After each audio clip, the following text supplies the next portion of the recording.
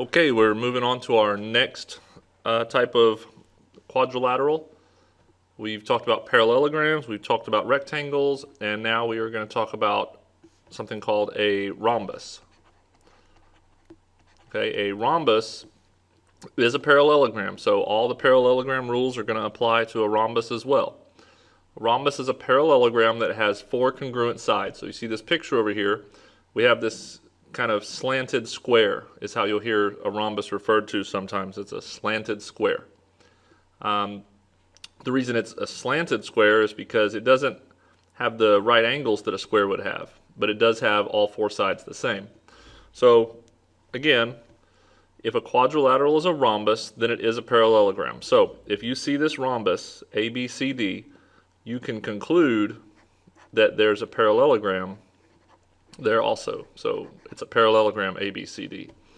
If you have a parallelogram and it's a rhombus, then its diagonals are perpendicular. And that means these red lines right here are perpendicular to each other. So if you have a rhombus, the diagonals AC and BD are perpendicular to each other. That's what the upside down capital T means, perpendicular.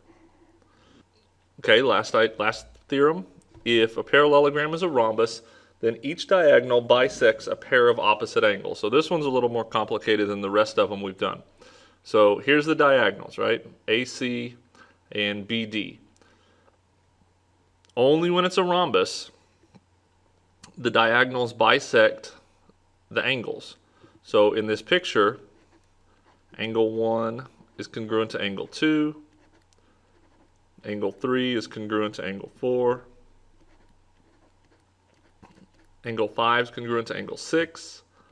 And angle 7 is congruent to angle 8. Okay, this is going to be one of those types of problems where we give you that you don't need to write this, but this is 2x plus 3.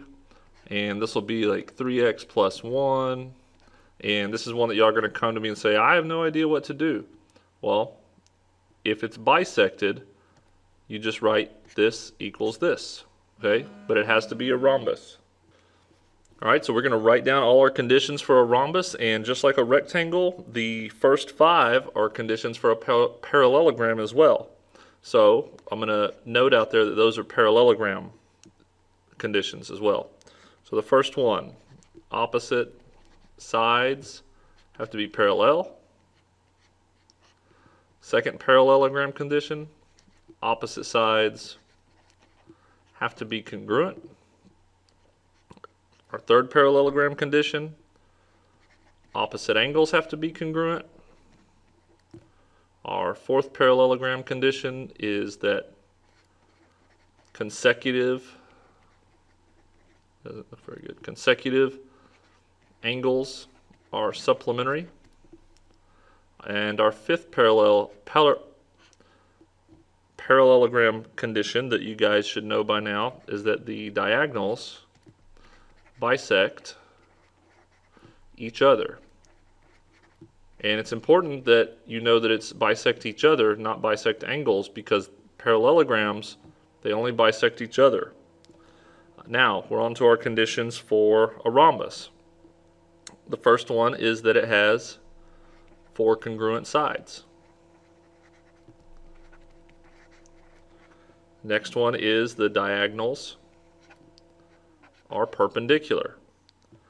And the last one is that the diagonals bisect the angles. Okay? So those are 3 new things, 1, 2, 3, that you need to know to be able to work with a rhombus.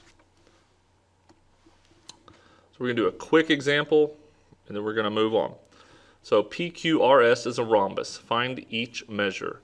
So find QP. So they want us to find out how long this is. Well, because it's a rhombus, we know that QP is congruent to PS, and that's congruent to RS, and that's congruent to QR. All 4 sides are congruent.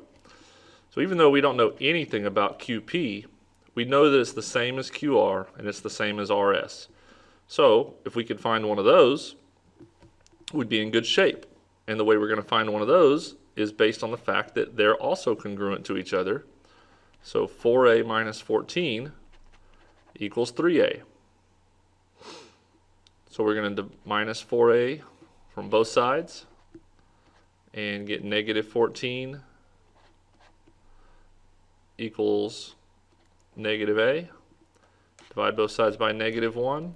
You could have done it another way, but you're going to get that a is 14. And then we're going to find QP. QP is the same as QR, which is the same as RS. So I'll use RS, 3A. So QP equals 3 times 14, which is 42. Not so bad, right? Now we're going to find the measure of angle QRP. So measure of angle QRP. That is this angle right up here.